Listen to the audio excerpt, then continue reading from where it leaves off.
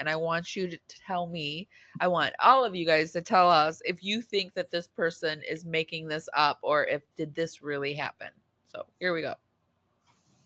Is that this glitch in the Matrix is like 30 something years in the making.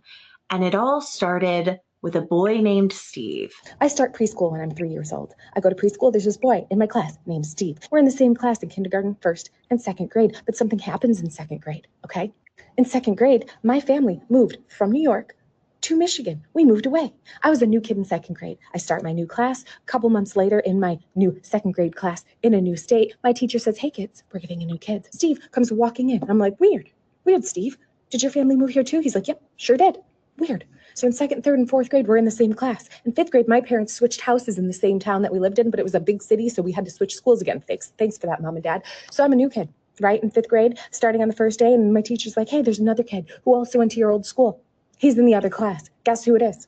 It's Steve." Alana Jo spent a lot of her young life kind of moving all over the place, different schools, different states, different cities. And somehow, no matter where she went, another child the same age as her followed her everywhere. What do you think?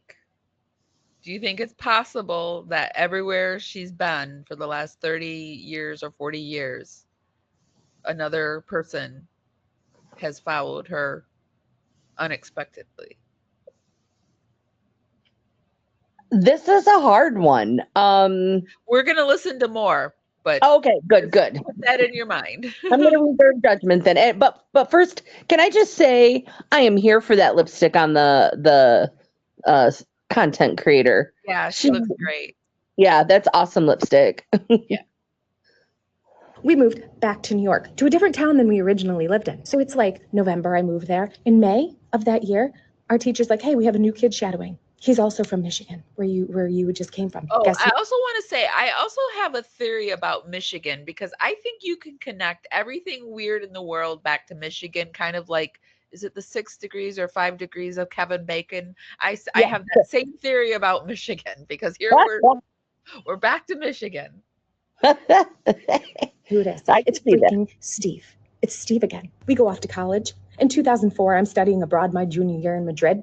It was 2004, so the Yankees and the Red Sox World Series thing was happening. There was a sports bar in Madrid that aired all of the games for Americans. I had my bucket of Corona in front of me because, of course, Americans. And in walks Steve to this bar. Steve came into this bar to also watch the Yankees and the Red Sox. He wasn't studying abroad in Madrid. He was studying abroad in London, right? Weird. He ended up at the same bar. In December of that same year, my friends and I who were studying in Madrid decided to go to Prague to see Prague at Christmas time. We're supposed to go on a pub crawl. We missed that pub crawl. We decide to go on our own pub crawl. We end up in a random Irish pub in the middle of Prague. Who's there? Who's there sitting at a table? Steve. Steve sitting at a table. What do you think? There's Steve. Have you ever in your life had an instance where you just always run into the same people over and over again? No, and this is creepy. I believe her. She